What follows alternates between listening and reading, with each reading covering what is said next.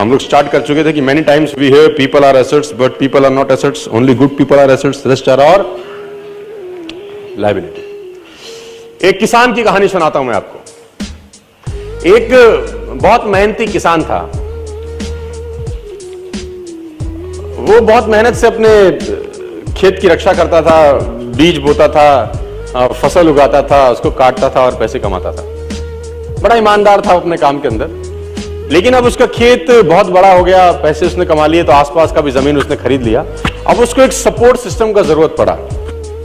अब उसको लगा मेरे से अकेले से नहीं होगा, तो मुझे कुछ ना कोई आदमी चाहिए जो मेरी सपोर्ट कर सकता हो। तो उसने इंटरव्यू लिया 2-4 लोगों का कि यार क्या तुम मेरे खेत में मेरी सपोर्ट करोगे, ये तुम्हारा सैलरी है। तो 4-5 लोगों से उसने सवाल पूछे कि तुमको एग्रीकल्चर के बारे में क्या नॉलेज है और तुम कैसे सपोर्ट कर सकते हो। तो सब लोगों ने उसको अलग अलग जवाब दिए। उसको किसी का जवाब समझ नहीं आया तो उसने सबको रिजेक्ट कर दिया। एक लड़के से उसने सवाल पूछा कि तुम क्या करोगे, कैसे करोगे। तो उस लड़के ने बड़ा अटपटा जवाब दिया, समझ उसको नहीं आया, लेकिन उसने उस जवाब के कारण उसको रख लिया।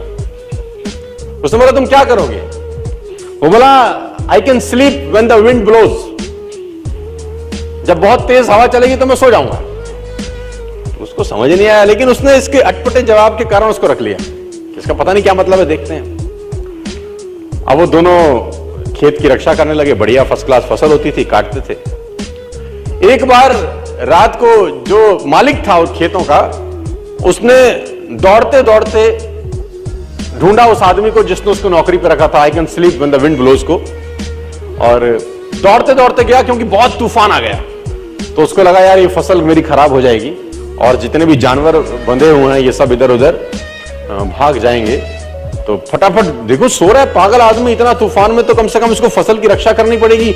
ऊपर कुछ डाले, कुछ करे, जानवरों को पकड़े, ये देखे। और वो अंदर गया तो वो आराम से मस्त सो रहा था।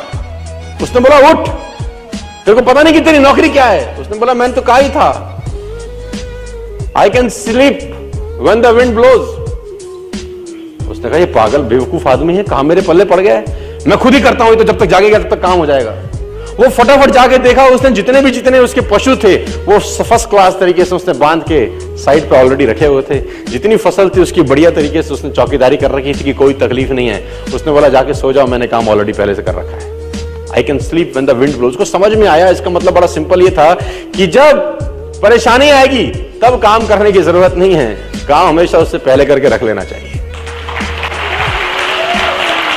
तो ये जो अकाउंटेबिलिटी है ना यार, अकाउंटेबिलिटी बड़ी सिंपल है कि लोग काम तब चालू करते हैं जब तूफान आ जाता है ना। वो कहते हैं टेक अम्ब्रेला बिफोर रेन। आदमी को छाता हमेशा बारिश आने से पहले ले लेना चाहिए। मुझे आज भी याद है कि मैंने नया मर्सिडीज लिया 2012 के अंदर। मेरी गाड़ी का टायर पंचर हो गया। तो जैसे ही मैंने पंचर लगाने के लिए मर्सिडीज का पीछे टूल किट खोला तो मैंने देखा वहां पर व्हाइट ग्लव्स पड़े थे 2। मैंने बहुत सारी गाड़ियां चलाई, लेकिन मैंने पहली बार किसी गाड़ी में व्हाइट ग्लव्स देखे। यानी मर्सिडीज को ध्यान था कि अगर इसकी गाड़ी पंचर हो गई और इसने पंचर लगाने की कोशिश की तो इसके हाथ गंदे ना हो। ग्लव्स 50 रुपए के आते हैं, कोई भी गाड़ी रख सकती है, लेकिन रखती नहीं है।